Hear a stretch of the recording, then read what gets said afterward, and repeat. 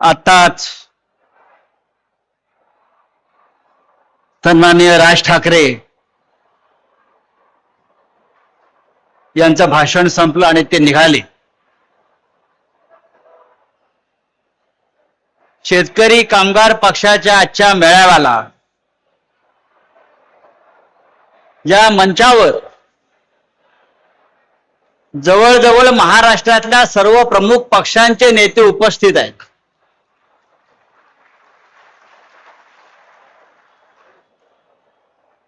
शशिकांतजी शिंदे साहेब आहेत,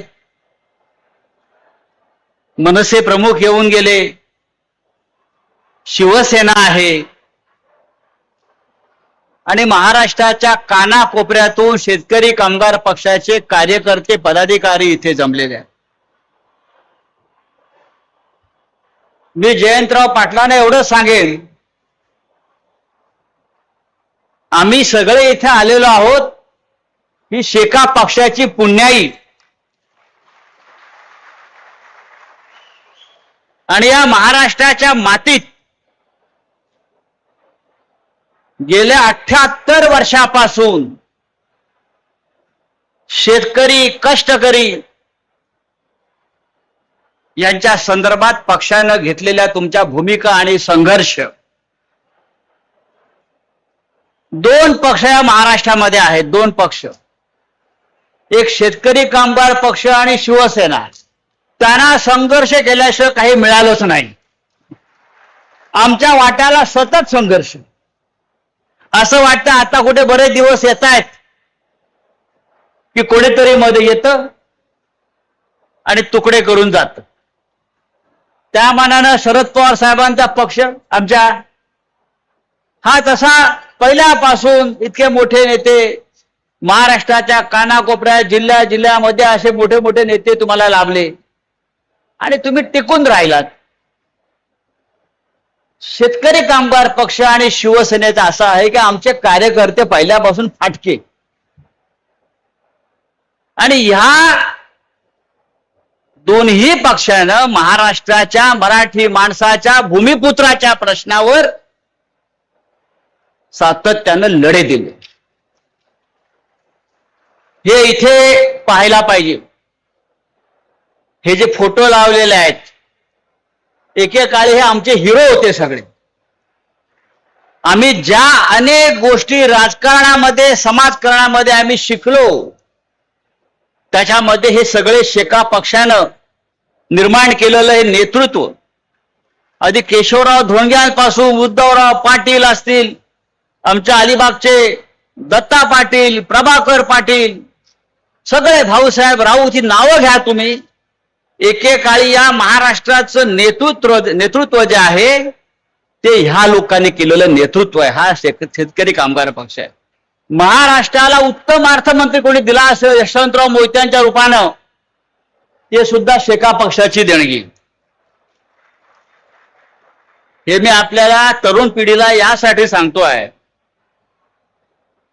आज या राज्यामध्ये शेतकरी आणि कामगार हे दोघेही संकटात आहेत. हा महाराष्ट्र गौतम अडाणीनं निर्माण नाही केला, हा महाराष्ट्र अंबानीनं निर्माण नाही केला, हा महाराष्ट्र देवेंद्र फडणवीस यांच्या पूर्वजांनी निर्माण नाही केला. मुंबईसह महाराष्ट्र जो स्थापन झाला तो फक्त गिरणी कामगार, शेतकरी, कष्टकरी आणि त्यात हा लाल बावटा सगळ्यात पुढे होता.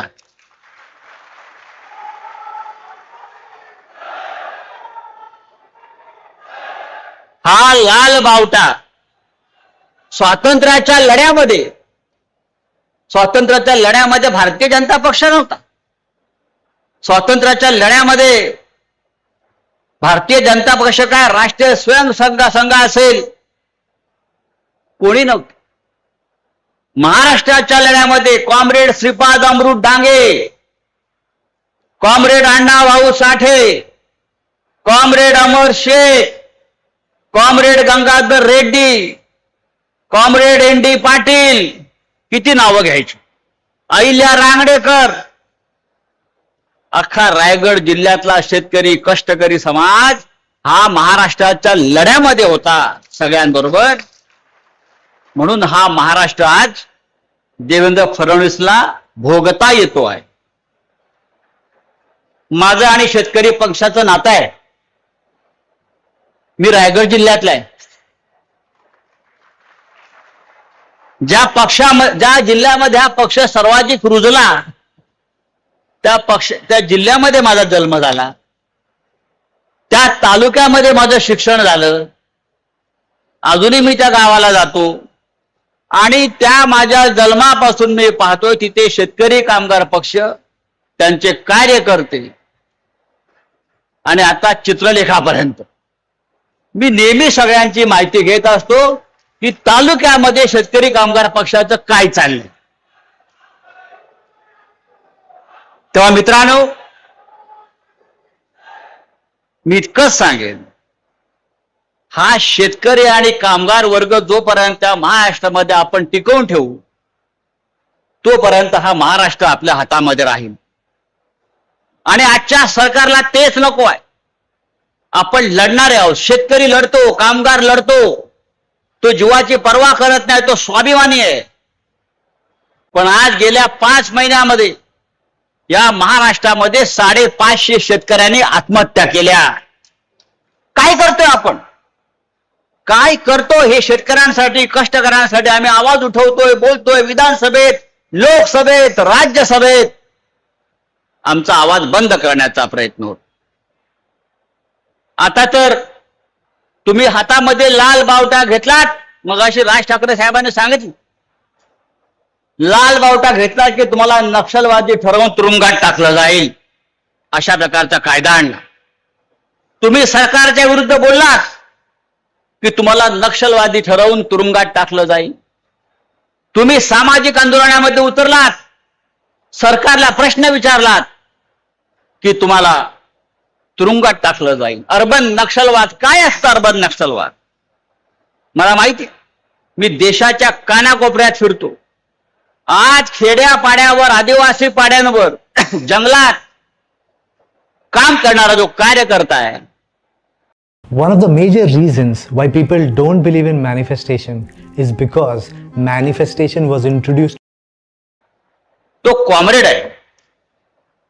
तो हातात लाल बावट्या घेऊन काम करतो. मी झारखंड, छत्तीसगड सगळ्या जंगलात जाऊन पाहत असतो. मी त्यानं तुम्ही अर्बन नक्षलवाद ठरवून तुरुंगात टाकणार. उद्या शेतकरी कामगार पक्षाच्या कार्यकर्त्यावर सुद्धा हे वेळ येऊ शकते. तुम्ही कष्टकऱ्यांचे प्रश्न उचलता म्हणजे तुम्ही देशद्रोही आहात. तुम्ही कामगारांचे प्रश्न उचलताय, तुम्ही राष्ट्रद्रोही आहात. पण नरेंद्र मोदी हा राष्ट्रद्रोही नाही. देश विकला अंबानीला. लाडक्या उद्योगपतींना अख्खी मुंबई विकली आणि हे लोण आता नवी मुंबई, 3री मुंबई पर्यंत आलेलं आहे. आपल्याला सावध राहिलं पाहिजे. आपल्यातला लढण्याचा जो बाणा आहे तो आपल्याला संपवता कामा नये. या महाराष्ट्राचं राजकारण मराठी माणसाच्या हातातच राहिलं पाहिजे.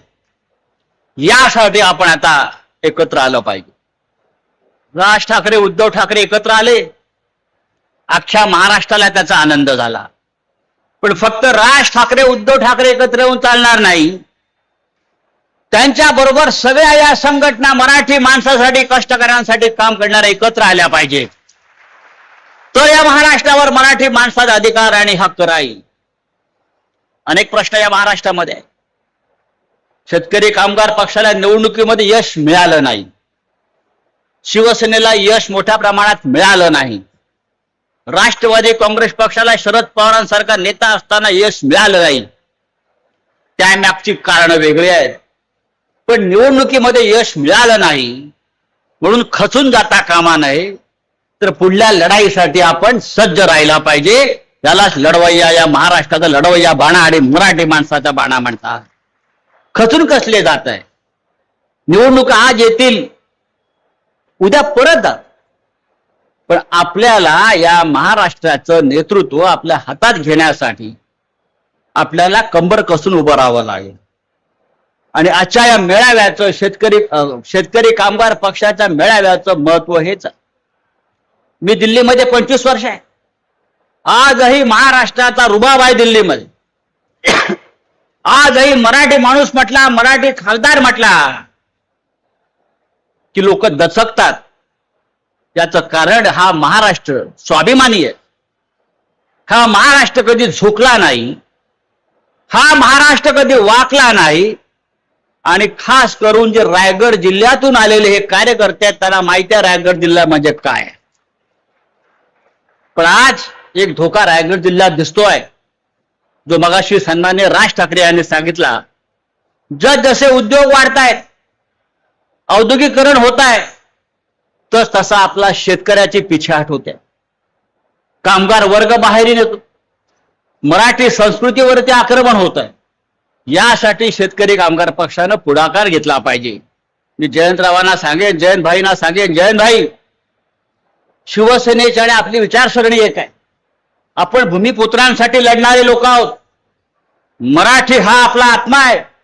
राष्ट्रवादी काँग्रेसचे नेते हा सुद्धा या महाराष्ट्रातला एक महत्वाचा आणि स्वाभिमानी पक्ष आहे.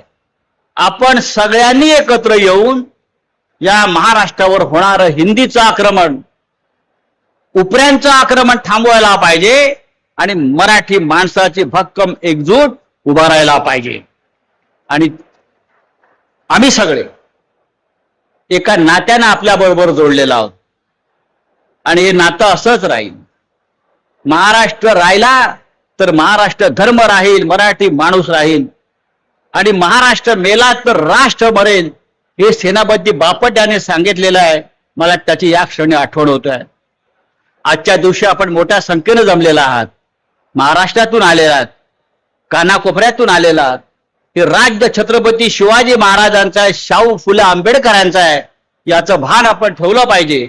आणि आपल्या या राज्यामध्ये जातीय धर्मांध शक्तींना कोणत्याही प्रकारचा थारा न देता हे राज्य मजबूतीनं पुढे गेलं पाहिजे. इतक्याच मी आजच्या दिवशी शुभेच्छा देतो. आणि या कार्यामध्ये शेतकरी कामगार पक्षाला उदंड यश मिळो, त्यांच्या नेत्यांना यश मिळो अशा शुभेच्छा देतो आणि तूर्त आपली रजा घेतो. जय हिंद, जय महाराष्ट्र. धन्यवाद राऊत साहेब. यानंतर महाराष्ट्र